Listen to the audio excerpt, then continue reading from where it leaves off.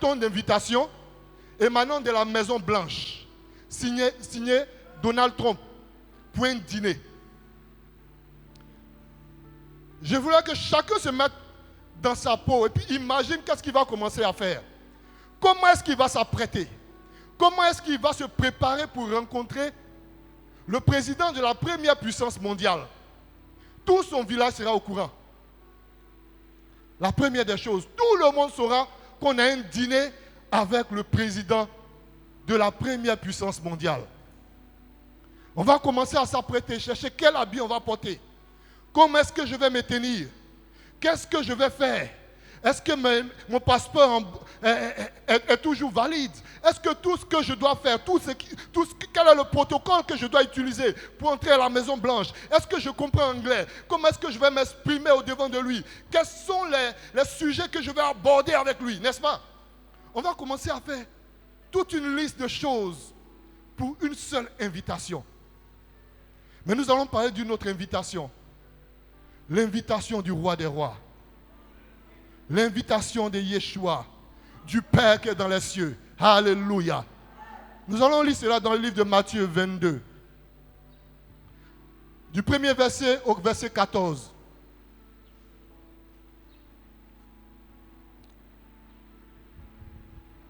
Matthieu 22, à partir du verset 1. Jésus, prenant la parole, leur parla de nouveau en parabole et il dit: le royaume des cieux est semblable à un roi qui fit des noces pour son fils. Il envoya ses serviteurs appeler ceux qui étaient invités aux noces, mais il ne voulut pas venir. Il envoya encore d'autres serviteurs en disant: dites aux conviés, voici, j'ai préparé mon festin. Mes bœufs et mes bêtes grasses sont tués, tout est prêt, venez aux noces. Mais sans s'inquiéter de l'invitation, il s'en allait, celui-ci à son champ, celui-là à son trafic. Et les autres se saisirent des serviteurs, les outrageaient et les tuaient. Le roi fut irrité. Il envoya ses troupes, fit périr ses meurtriers et brûla leur ville. Alors il dit à ses serviteurs: les noces sont prêtes, mais les conviés n'en étaient pas dignes. Allez donc dans les carrefours et appelez aux noces tout ce que vous trouverez. Ses serviteurs allaient dans les chemins, rassemblaient tous ceux qu'ils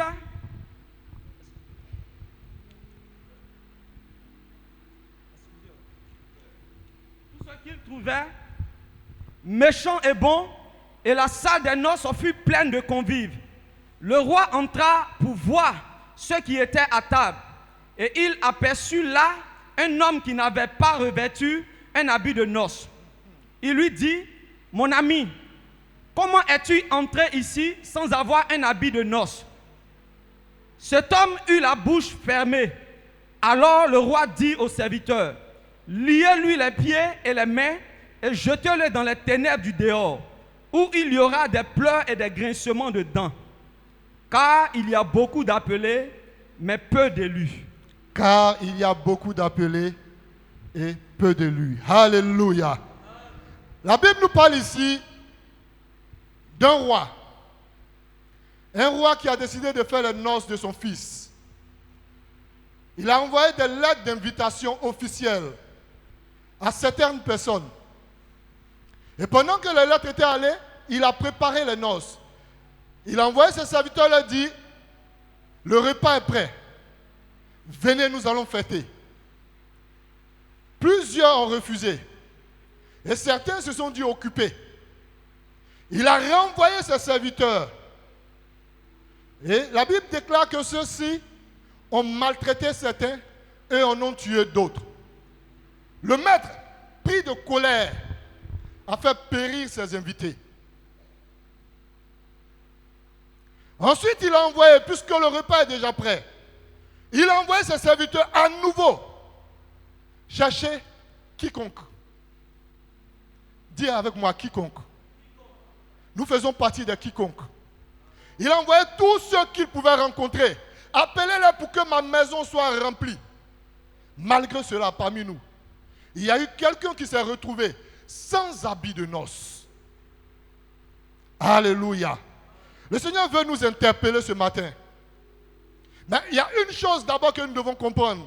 Jésus dit une chose. Il dit, le royaume des cieux est semblable à. Donc tout ce qu'il a expliqué, c'était pour parler d'une seule chose.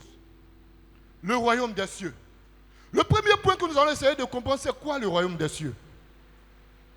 Si nous ne comprenons pas le royaume des cieux, nous n'allons pas comprendre pourquoi cette prophétie, pourquoi ces paraboles. Et nous allons toujours continuer de nous poser des questions. Prendre juste la parabole et la sortir souvent de son contexte. Jésus veut expliquer le royaume des cieux. Il veut expliquer quelque chose qui concerne ce que son Père veut faire, non seulement dans les cieux, mais sur la terre. Alléluia. Il dit le royaume des cieux est semblable à une invitation, à l'invitation royale. Mais c'est quoi le royaume des cieux? Moi, dans mon entendement, le royaume des cieux, c'était Dieu assis sur son trône, quelque part au loin là-bas, agissant comme un père. Il envoie ses anges comme il veut, et c'est tout. Mais la parole de Dieu nous explique autre chose. D'abord, un royaume, c'est quoi? Un royaume, c'est une sorte de gouvernement d'hommes, où c'est un roi, un monarque qui règne. Il est le seul, ce n'est pas une démocratie. Pour dire non, moi je peux décider de faire autrement. La parole du roi fait loi. Je reprends. Dans un royaume, la parole du roi fait loi. Ce que le roi dit, c'est ce qui doit être fait. Et quand vous lisez toutes les paraboles, Jésus essaie d'expliquer comment est-ce que le royaume des cieux peut se manifester dans ta vie. Il parle d'une graine de moutarde. Quand tu reçois une révélation du Seigneur, petite soit-elle, si tu l'entretiens, elle devient un grand arbre. Avec beaucoup de fruits. Et même les anges viennent et tout le monde vient profiter de la grâce que Dieu a mise dans ta vie. Comprenons le royaume des cieux. Alléluia. Amen. La première des choses, c'est de comprendre cela. Qu'est-ce que Dieu veut? Dieu ne veut pas simplement un temple. Il ne veut pas simplement des louanges de certaines personnes. Dieu veut une relation. Dis à ton voisin une relation. Dieu ne cherche pas des adeptes. Dieu cherche une relation. Il a émis son royaume dans les cieux, mais il a envoyé sa gloire sur la terre pour établir une relation avec chacun d'entre nous, pour que nous soyons la continuité de son royaume. Alléluia. La Bible dit dans le psaume 115 au verset 16, les cieux sont les cieux de l'Éternel, mais la terre, il a donné au Fils de l'homme.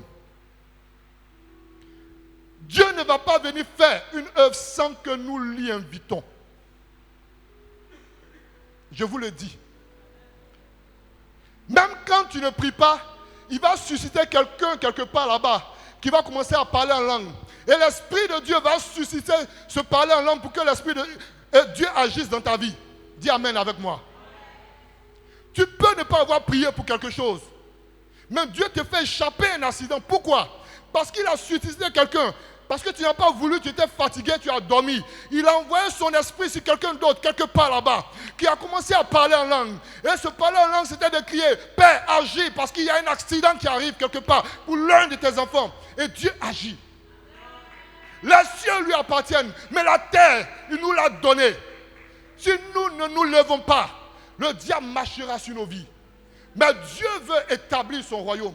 Dieu veut établir sa domination. Dieu veut révéler sa puissance. Dieu veut révéler son nom. Dieu veut que nous soyons une différence.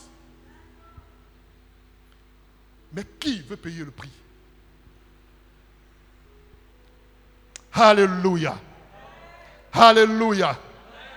Amen.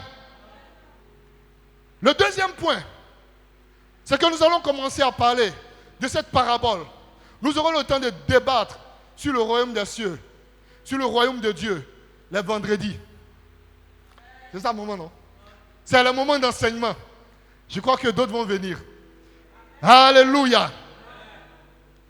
Le deuxième point, pour parler de la parabole, la Bible nous parle des autres, ceux qui invitent. L'autre que nous connaissons ici, c'est le roi des rois. On dit que c'est un roi. Et quand j'étais en train d'étudier ce passage, pendant que je méditais, l'Esprit de Dieu me dit une chose. Il dit, imagine un peu. Comme tu me demandes le royaume, c'est quoi? Imagine simplement. C'est seulement le tiers des démons, des anges que Satan a enlevés. Mais regarde la vie de chaque enfant de Dieu. Dans tes oreilles, tu entends un démon parler ici. Parfois, 5 démons sont sur toi seul. Nous sommes 7 milliards. Donc, imaginez 7 milliards multipliés simplement par 5 démons qui viennent sur chaque personne. Ça fait combien de milliards? Et c'est ce que l'Esprit de Dieu me faisait comprendre. Il dit, fais ce calcul simple et ce n'est pas juste ce qui est. Il y en a plus que ce que tu imagines. Donc, imagine le tiers des démons que le diable a pris. Combien de milliards de démons sont avec le diable? Et retourne maintenant. Le nombre de milliards que le diable a, multiplie-le par 3. Pour avoir le nombre d'anges que Dieu dirige. Puisqu'il a pris le tiers. Alléluia. Et j'étais en train d'imaginer, j'ai dit, mais un gars comme le fou de Gadara, on dit qu'il avait une légion. Donc il y a plusieurs personnes, les féticheurs, ceux qui invoquent, ils sont remplis de milliers de démons. Parfois de centaines de démons. Donc si on veut multiplier ce nombre-là, j'essaie d'imaginer multiplier par 7 milliards, sans compter les démons qui se baladent dans les eaux, dans les airs, les démons qui se baladent dans les roues, dans les cimetières, qui ne sont dans personne. Mais c'est énorme. Et donc quand on nous parle de ce roi, on n'imagine pas combien de fois il est puissant. Au fait, la grâce nous fait négliger la gloire de ce Dieu-là. La grâce que Jésus nous a faite, d'être sauvés par son sang, nous emmène à rapetir Dieu. Puisque Jésus a été homme, on pense que Dieu aussi, il est comme un homme, un petit homme qui est assis là-bas sur le trône avec une petite barbe blanche. La Bible dit, on voit un trône, mais on ne voit personne là-dedans. Ce sont des bruits, des tonnerres. Les anges, les séraphins se cachent le visage. Ils ne peuvent pas regarder. Ceux-mêmes qui ont été créés dans toute la gloire de Dieu ne peuvent pas le regarder. Ceux-là même qui ont été formés, tirés de Dieu, ne peuvent pas le regarder. Et c'est celui-là, nous, on joue avec lui. Il est notre petit camarade. On prend son nom pour plaisanter. Hé Dieu, tu mens un petit de je jure au nom de Dieu. Est-ce que nous savons à qui nous avons affaire? Celui qui invite, c'est le roi. Celui qui invite, c'est le roi des rois. Celui qui invite n'a pas été créé. Personne ne l'a formé. Celui qui existe, existe de lui-même. Et des personnes, des hommes qu'il a créés, se mettent à le négliger. Il a envoyé son invitation. Et les hommes disent, oh, c'est juste un roi. Et nous tous, nous sommes concernés. C'est vrai que la Bible parle. En parlant de cela, la Bible parle du peuple juif qui a rejeté Jésus, qui a rejeté l'invitation du Père à le suivre. Mais ça nous concerne directement. Notre mépris par rapport à ce Dieu, par rapport à sa présence, à croiser les jambes pendant que Dieu est dans sa présence, à mâcher du chewing-gum pendant que nous sommes dans la présence de Dieu. C'est une autre manière de mépriser l'invitation du roi. C'est une autre manière de mépriser la parole du roi. C'est une autre manière de mépriser son nom, de mépriser son autorité. Ils ont méprisé l'invitation de celui-là qui nous appelait au salut. Ils ont méprisé sa présence. Il a disposé toutes choses. Mais tu dis non, il y a un match. Il y a le Real qui joue. Que je ne peux pas venir de sa présence. Quel mépris. Quel mépris. Il délègue ses anges. Il délègue sa puissance. T'attends dans ce lieu pour te remettre de grâce. Tu dis non, le Real joue. Que je préfère regarder le Real. Alléluia. Mépriser l'invitation du roi. D'autres vont dire non, j'ai un rapport à finir. Dieu peut attendre. Oui, c'est vrai. Et c'est ce qu'ils ont dit. Je dois aller faire mes affaires. Je n'ai pas le temps de venir. Oui, on a un dîner d'affaires. Voilà. Écoutez, bon, je dois travailler avec un collègue. Donc, Seigneur, les jeunes n'ont qu'à attendre.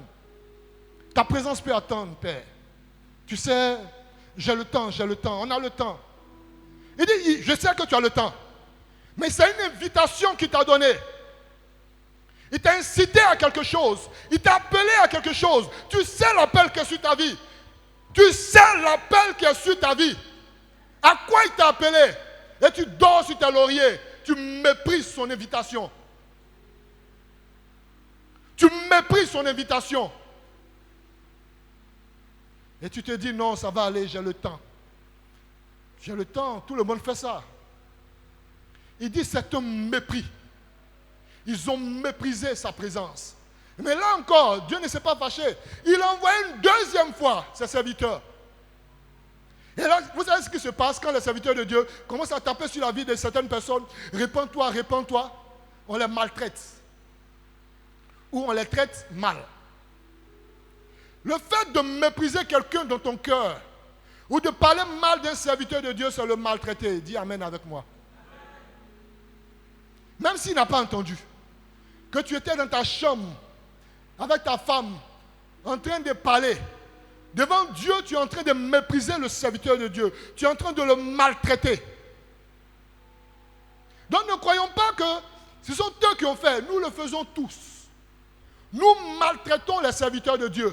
Nous maltraitons ceux à qui Dieu a donné mandat de nous inviter.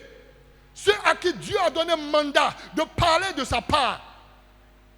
Nous critiquons. Nous méprisons les dirigeants. Nous méprisons les serviteurs de Dieu.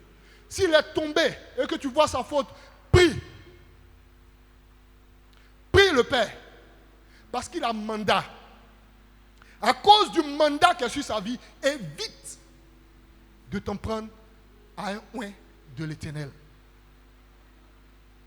Évite de t'en prendre à un oint de l'Éternel. Je me répands devant tout le monde.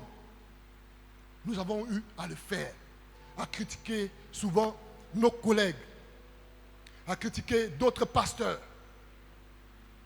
Pas des critiques, ça peut être vrai. Mais le sens de la critique n'est pas constructive. C'est une critique pour dénigrer. Et Dieu n'aime pas.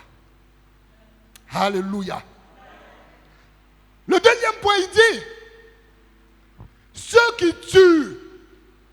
La Bible dit, si quelqu'un est son frère, il est un meurtrier. Il faut haïr un serviteur de Dieu. Il faut haïr un enfant de Dieu. Tu te mets au nombre de ceux qui sont des meurtriers. Tu te mets au nombre de ceux-là que Dieu va juger. Ceux-là qui va rejeter. Ceux-là qui va faire périr. Et demain, tu te demandes pourquoi certaines situations dans ma vie ne bougent pas. Je prie ici, là, ça ne va pas. Mais lorsque les gens du monde vont commencer à parler d'un serviteur qui se met sur les réseaux sociaux pour faire n'importe quoi, tu vas te mettre avec les païens pour le critiquer, pour parler en mal de lui. Lui, là-même, je le déteste. Il garde le nom du Seigneur. Je n'aime pas sa tête. Je le hais parce que sa manière de prêcher m'énerve. Quand je le vois, j'ai envie de vomir. Repentons-nous. Repentons-nous. Repentons-nous. Dieu veut une église sainte, pure, sans tache, ni ride, ni rien de semblable. Mais l'une des choses qui nous disqualifie, c'est notre bouche. On croit qu'on est arrivé. On croit qu'on est tellement suffisant qu'on se critique, on méprise les choses de Dieu. Regardez ce que Dieu va faire. Dieu dit, je les ai détruits, je les ai tués. et j'ai suscité une nouvelle race. Et si vous regardez bien, pendant que j'étais en train de méditer ce passage, le Seigneur dit, regarde ce qui se passe. Les témoignages qui pleuvent. Dans les décombres à Gaza, des gens rencontrent Jésus. Jésus lui-même se révèle et puis les gens se convertissent. Les musulmans, les athées, les hindous sont en train de se convertir. Pourquoi? Parce que ceux qui ont reçu l'évangile, nous méprisons notre Dieu et nous nous entretuons. Ce que Israël a fait, nous sommes en train de le refaire. Ce que Israël a fait, nous sommes en train de le refaire. Et l'Esprit de Dieu veut attirer notre attention pour que nous puissions nous repentir dès maintenant, avant que Dieu ne frappe, avant qu'il ne détruise, pour susciter une nouvelle race pour l'adorer, de nouveaux invités pour sa maison, de nouvelles personnes pour marcher, pour l'adorer, pour le servir d'une manière digne et fidèle. Alléluia. Alléluia. Donc ce roi, il est patient. Il est juste. Il est juste. Et il fait grâce. Dieu fait grâce. La grâce est encore disponible, quelle que soit ta faute, quel que soit le péché que tu as commis par rapport à Dieu, par rapport à l'un de ses serviteurs, par rapport à son service. Nous avons le temps de nous repentir et d'abandonner ses voies. Le deuxième grand point, ce sont les convives.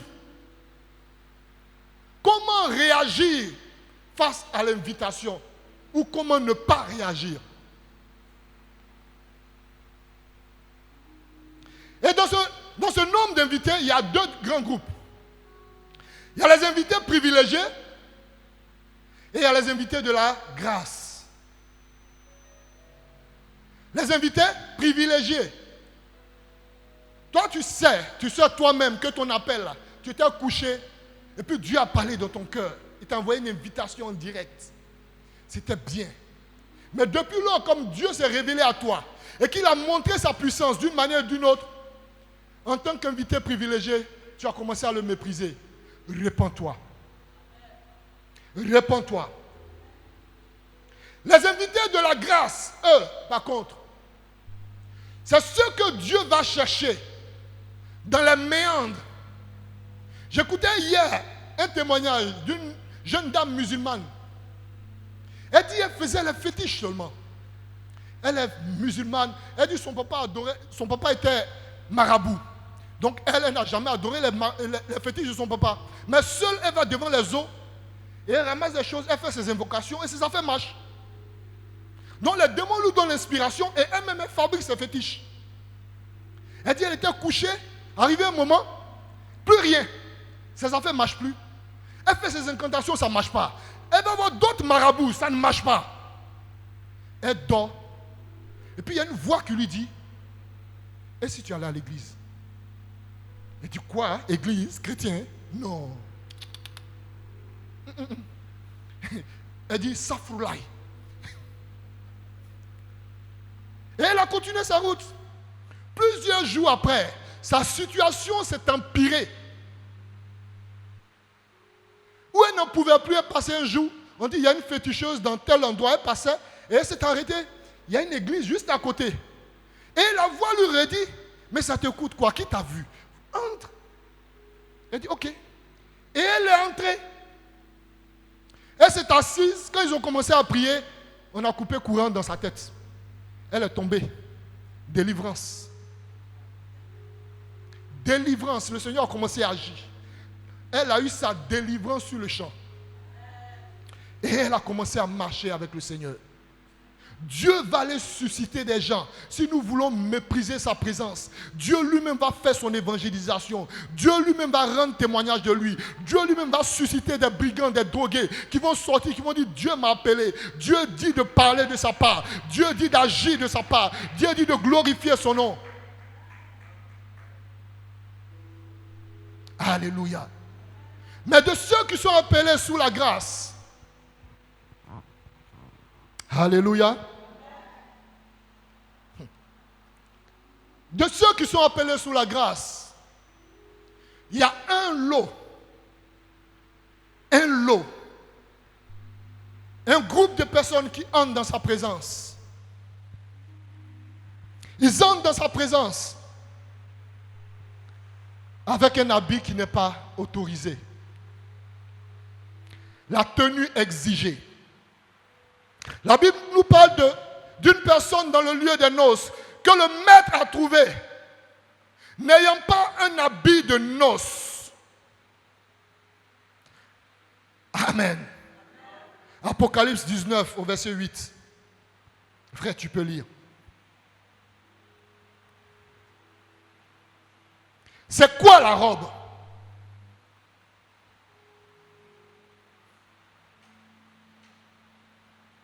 Apocalypse 19, verset 8. Et il lui a été donné de se revêtir d'un fin lin éclatant, pur. Car le fin lin, ce sont les œuvres justes des saints. Amen. Amen. Alléluia. Alléluia. Quelles sont tes œuvres? Quelles sont tes œuvres? Quelles sont les œuvres justes que tu manifestes? Ta sainteté, l'aumône, la prière, l'amour, soutenir un frère, soutenir une soeur. On pense que lorsqu'on ne ment pas, c'est tout. Je n'ai pas péché. Mais lorsque tu refuses de donner à ton frère qui a besoin une chose que tu as, tu fermes ta main. Lisez le livre de Jacques, tu pèches.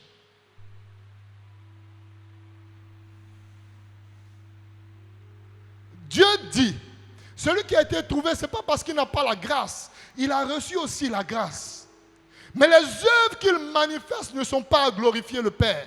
Ce n'est pas l'habit qu'il faut dans l'assemblée. Ce n'est pas cet habit qui est recommandé dans la présence de ce roi. Ce n'est pas cet habit qui est réclamé lorsque nous voulons que la gloire, le royaume des cieux arrive.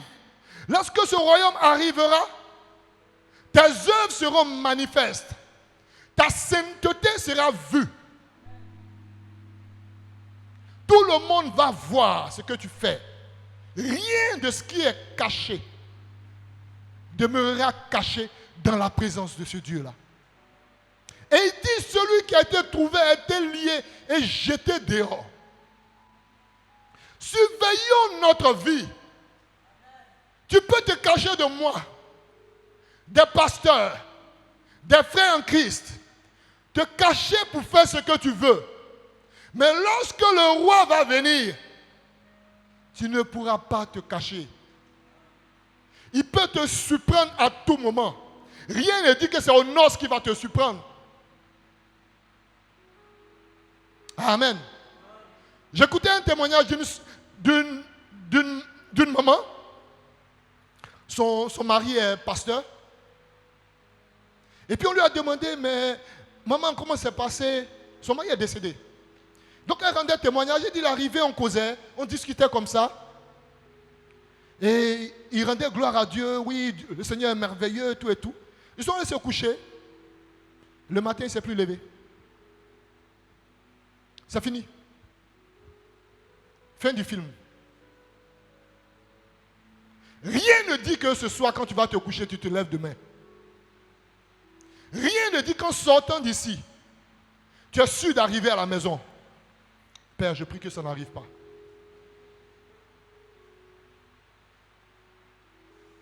Dieu nous interpelle chacun, autant que nous sommes, à revenir à la maison, à nous revêtir de sainteté, à nous revêtir d'un habit digne d'enfant de Dieu. Ta double vie peut te perdre. Ne pas marcher selon la parole va te perdre. Croire que je suis enfant de Dieu, j'ai le temps de me repentir, va te perdre. Chaque jour, répands-toi encore plus.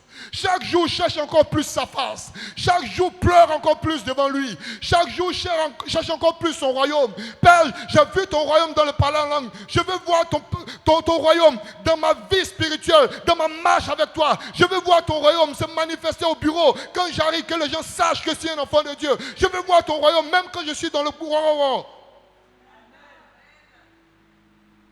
Dieu veut cela. Il a besoin de personnes qui ont soif. Des personnes qui cherchent à manifester son royaume. Ceux qui n'ont pas une robe. Le Seigneur me parle aussi de l'attitude. Il dit que ça peut être une attitude, la tenue, comment on se tient dans sa présence. Comment tu te tiens, comment tu te revers. Avec des mini, avec des fentes qui arrivent jusqu'à l'entrejambe. Comment tu te revers dans sa présence. Ce n'est pas à cause de moi, pasteur. Ce n'est pas à cause de maman Blanche, ni du pasteur Ziri. Mais c'est à cause de celui qui nous visite. Quelle tenue tu portes quand tu viens dans sa présence? Quand tu lèves les bras, est-ce qu'on voit une partie de ton sein? Comment est-ce que tu te tiens? Quelle tenue tu as au travail? Quelle tenue tu as dehors? Qu'est-ce qui te différencie du monde? Celui qui a été fait sortir a pris ce qu'il y a du monde pour entrer dans la présence de Dieu. Dieu dit non. Il dit non. Tu ne peux pas continuer de faire comme si. Tu ne peux pas transporter la gloire de Dieu dans ton cœur. Et ton habillement est la gloire du monde. Je le dis.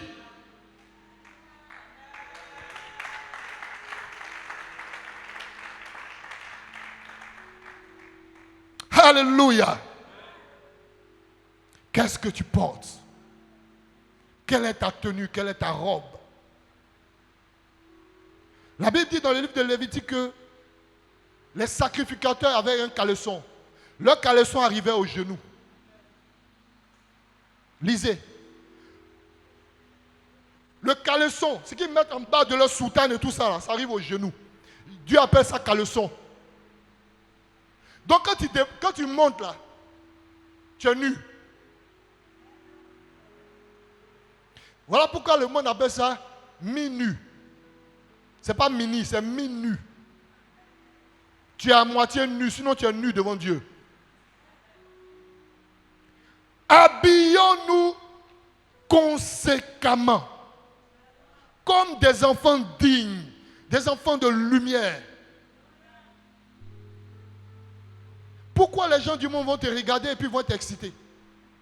Il y a un problème. Pourquoi tu vas être la personne qui va susciter la chute dans le cœur de quelqu'un? Tu deviens un problème. Ta tenue, que ce soit devant nous, derrière nous, ta tenue, comment tu te tiens? Alléluia. Le troisième point. Cette robe sale nous révèle la 5e colonne. La 5e colonne, c'est quoi? Lors de la guerre d'Espagne, il y a un général, Emilio Malo, en 1936, qui disait comme cela à ceux qui l'interrogeaient, mais tu es sûr de remporter cette ville, pourquoi? Il dit, ne vous en faites pas. Nous avons 4 colonnes dehors. Notre 5e colonne s'en occupe. Mais c'est quoi la 5e colonne? La 5e colonne, ce sont des personnes qui sont infiltrées, qui sont dans la ville et qui travaillent en boycottant tout ce qu'il y a, tout ce qui peut faire avancer. Ils vont gâter telle chose pour ne pas qu'on utilise le courant. Ils vont agir ici. Donc quand il y a une rébellion, on fait entrer une 5e colonne. Avant que les rebelles même n'arrivent. Il y a toujours une 5e colonne. Et au milieu de nous, il y a des gens qui sont la 5e colonne, qui travaillent pour l'ennemi, qui travaillent pour le diable. Ta manière de vivre, de réfléchir est une action pour le diable. Tu préfères haïr ton frère au lieu de lui dire la vérité. Tu as une 5e colonne pour Satan. Tu préfères mépriser ton frère. Tu es une cinquième colonne pour Satan au milieu de nous. Ta vie est devenue une référence chez Satan. Il t'utilise au milieu de nous afin de ruiner la cohésion, afin de créer les mkoum. Voilà, tu vas aller raconter ça ici. Tu vas raconter là-bas. Tu vas dire celui-là a dit ça. Tu prends pour celui-là, tu envoies là-bas. Tu es une cinquième colonne. Tu es celui qui travaille pour le diable au milieu de l'assemblée pour détruire ce que Dieu a créé. Alléluia. Que Dieu nous aide. Que Dieu nous aide. Que Dieu nous aide. Et Jésus dit à la fin que beaucoup sont appelés, mais peu sont élus. Beaucoup sont appelés, mais peu sont élus. Beaucoup sont appelés, mais peu sont élus. Chacun doit réfléchir. Est-ce que je veux être simplement de ceux qui sont appelés et ne pas être sûr de mon élection? Ou bien, je décide de travailler à ce que je sois parmi les élus. Pour que le règne de Dieu, le royaume de Dieu, je le vive jour après jour. Chaque jour de ma vie est un témoignage. Quand je me réveille, il y a un nouveau témoignage. Quand je bouge, il y a un nouveau témoignage. Je vois chaque jour des choses nouvelles avec Dieu. Chaque jour, je vis une expérience extraordinaire. Chaque jour, j'expérimente quelque chose de nouveau avec lui. Je vis une élection. Je vais en profondeur. Les choses que je n'avais pas comprises dans sa parole de Dieu, il me les révèle comme ça dans un rêve où il m'enseigne. Des choses que je n'avais pas comprises dans le spirituel. Il dit, réveille-toi mon fils, il réveille ton esprit. Et tu le vois, il t'enseigne. Dieu veut vivre des choses extraordinaires. Mais il dit que ces choses, il ne le donne pas aux appelés. Il le donne aux élus. Il le donne aux élus. Ceux qui veulent marcher avec lui, marcher pour sa gloire. Ceux qui veulent se disposer. Ceux qui veulent laver leur robe. Ceux qui acceptent son invitation pour glorifier son nom. L'invitation t'est donnée. C'est toi qui décides ce que tu en fais. Que le Seigneur nous aide. Nous allons nous lever, nous allons prier.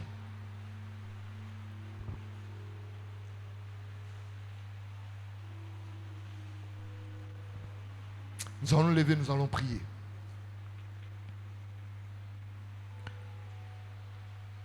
Tu vas prier ton Dieu. Tu connais ta relation avec lui. Tu connais l'invitation qu'il a émise depuis les cieux. Tu sais l'ardeur et la joie qu'il a eue à te porter cette invitation. Tu sais la marche que tu as eue devant lui. Soit-elle suffisante, insuffisante, c'est toi qui sais. Tu sais. Tu sais où il faut rattraper, où il faut faire des efforts, où il faut changer, où il faut améliorer. Il dit la grâce est disponible. Tu vas prier ton Dieu. Si tu dois te repentir, repens-toi. Si tu as besoin de son aide, dis-lui. Je veux que chacun prie. Tout le monde élève la voix et prie son Dieu. Répands-toi si tu dois le faire. Répands-toi de ta vie. Répands-toi de la négligence. Répands-toi du mépris. Et demande la grâce de ton Dieu. Nous prions au nom de Jésus-Christ de Nazareth. Oh Père, nous venons à toi par le nom de Jésus. Notre cœur est mauvais, tu le sais. Nous n'avons rien de bon, Père. Rien à porter, rien à... Oui, Père éternel, à révéler au-devant de toi. Tu connais notre marche, tu connais nos pas. Tu sais, oh Dieu de gloire, notre vie. Tu sais notre marche. Tu veux révéler les cieux. Tu veux que ta gloire qui est dans les cieux vienne. Mais mon cœur est mauvais par-dessus tout. Mon cœur est mauvais par-dessus tout. Mon cœur est mauvais par-dessus tout. Père, je t'en supplie. Je t'en supplie, use de grâce. Use de grâce envers nous. Use de grâce envers nous. Use de grâce envers nous. Use de grâce envers nous.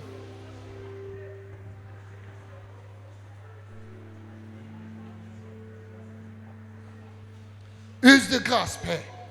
Use de grâce. Use de grâce. Use de grâce. Prie ton Dieu. Prie ton Dieu. Prie ton Dieu.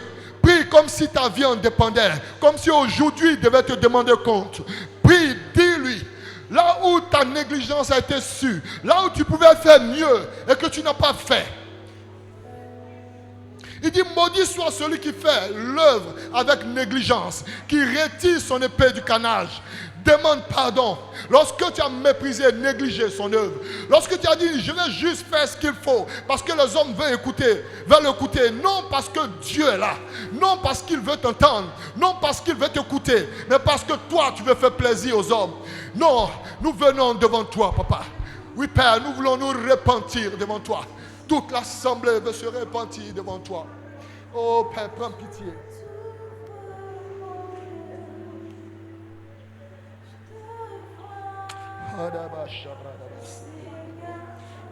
Serviteur, nous avons méprisé le mandat que tu as mis sur la vie. Nous avons parlé contre ton huile sainte, contre ton onction, contre ton Saint-Esprit. Nous te demandons pardon, oh Dieu, pour l'œuvre que nous avons méprisée, pour tout ce que nous avons fait, Père éternel, avec négligence. Nous te demandons pardon. Pardon, roi. Pardon, roi. Pardon, notre Père. Tu es le roi des rois. Papa, nous t'en supplions. Papa, nous t'en supplions. Papa, nous t'en supplions. Papa, nous t'en supplions. Oh roi. Oh roi. Oh roi. Nous ne voulons pas déchirer nos habits, mais c'est nos cœurs que nous voulons déchirer devant toi. C'est nos cœurs que nous voulons déchirer devant toi. C'est nos cœurs que nous voulons déchirer devant toi. Notre désir n'est pas de remplir la terre et de quitter ce monde rempli de péchés, rempli, oh Père, oui Père éternel, de ces choses qui vont nous perdre. Mais c'est d'avoir ta grâce, de vivre ta présence, de vivre, oh Père éternel, avec Dieu, cette relation que tu nous veux. Au nom de Jésus, au nom de Jésus. Aya oskan de bres, endala da katarosa. Nada ba yo shekede, halian de brosa.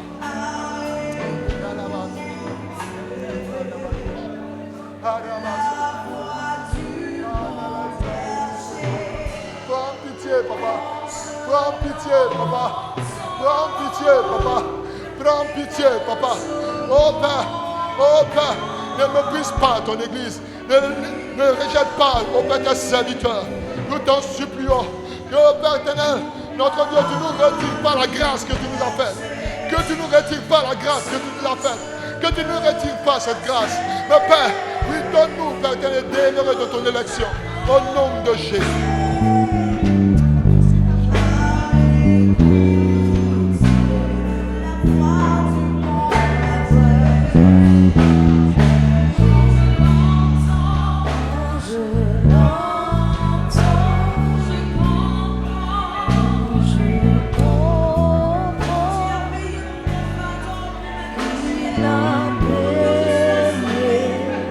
Alléluia. Alléluia. Le Seigneur me met à cœur une chose. Toutes les personnes qui sont en palabre avec quelqu'un, toutes les personnes qui sont en palabre avec quelqu'un, tu sais que tu ne parles pas avec quelqu'un. Il t'a fait souffrir, elle t'a fait souffrir. Le Seigneur demande à ce que nous nous repentons aujourd'hui, que tu demandes pardon. Que tu décides de pardonner, de te réconcilier, de te réconcilier. Il dit de te réconcilier. Nous allons prier pour toutes les personnes que nous avons blessées, pour celles qui nous ont blessés. Demander la grâce de notre Dieu pour nous aider à dépasser et à marcher dignement. Au nom de Jésus, lève la voix et prie ton Dieu.